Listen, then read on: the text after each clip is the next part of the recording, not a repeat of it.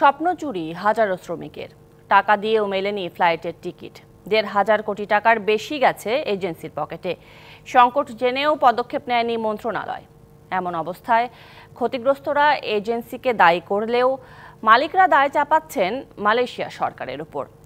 অবশ্য প্রবাসী কল্যাণ প্রতিমন্ত্রী জানিয়েছেন, ক্ষতিগ্রস্তদের পাঠানোর চেষ্টা চলছে। এছাড়াও কূটনৈতিক আলোচনার মাধ্যমে সময় বাড়ানোর চেষ্টার তাগিদ দিয়েছেন বিশ্লেষকেরা। উচ্চ সুদে ঋণ কিংবা জমি বিক্রির টাকা সবই তুলে দিয়েছিল এজেন্সির হাতে। তবুও মাসের পর মাস ঘুরে মেলেনি মালয়েশিয়ার টিকিট। হতাশ হয়ে শুক্রবার ফিরে যান ভিসা হাতে পাওয়া এমন হাজার হাজার শ্রমিক। দোষারোপ করেন এজেন্সিকে। টাকা মানুষের দ্বারা হাওলাত করে সুদে আনিয়ে লাভে আনিয়ে ইহা করে দিছি, দেওয়ার পরে ১.৫ বছর পর্যন্ত ঘুরতে আসি। ৫ থেকে ৭ লাখ টাকা দিয়েও কেন যেতে পারলেন না শ্রমিকেরা? সমস্যা কোথায়? উত্তরে এজেন্সি মালিকরা দায় চাপিয়েছেন মালয়েশিয়া সরকারের উপর, যাদের অনেকের বিরুদ্ধে রয়েছে সিন্ডিকেট করার অভিযোগ।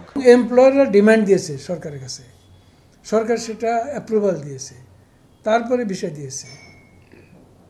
কাজে এখন মালয়েশিয়া গভর্নমেন্ট ইচ্ছা করলে তাদের নিতে পারে, কারণ এমপ্লয়ারদের তো কর্মী দরকার। তোমরা ভিসা দিয়েছো, তোমরা সব কিছু করেছো, অ্যাপ্রুভাল দিয়েছো, এই ভিসা দিয়েছো, সব কিছু দিয়েছো, তার মানে তোমাদের প্রয়োজন আছে। তো এই লোকগুলি রেডি টু ফ্লাই। তোমরা এটা 7 দিন, 10 দিন, 15 দিন এক্সটেনশন দিলে কিন্তু চলে যেতে পারে। 5 ওয়ার্কিং ডের ভিতরে পিডিও করা, বিএমইটি করা, টিকিট করা, ওয়ার্কার রেডি করা, তো এটা সম্ভব না। তো এই ম্যাচটা হয়েছে সেখান থেকে, যে ভিসাগুলি তারা কন্টিনিউ দিয়েও গেছে, আবার তাদের ডেডলাইনও বহাল রেখেছে। কয়েকদিন ধরে এ অবস্থা চললেও শ্রমিকদের সাথে কথা বলেনি দায়িত্বশীল কেউ। অথচ এখন প্রতিমন্ত্রী বলছেন দ্রুত সমাধানের চেষ্টা চলছে। মালয়েশিয়ান গভর্নমেন্টকে লিখেছে যে আমাদেরকে টাইম বাড়ানো দেওয়ার জন্য, টাইম বৃদ্ধি করার জন্য। এখনো সেটার উত্তর আসে নাই।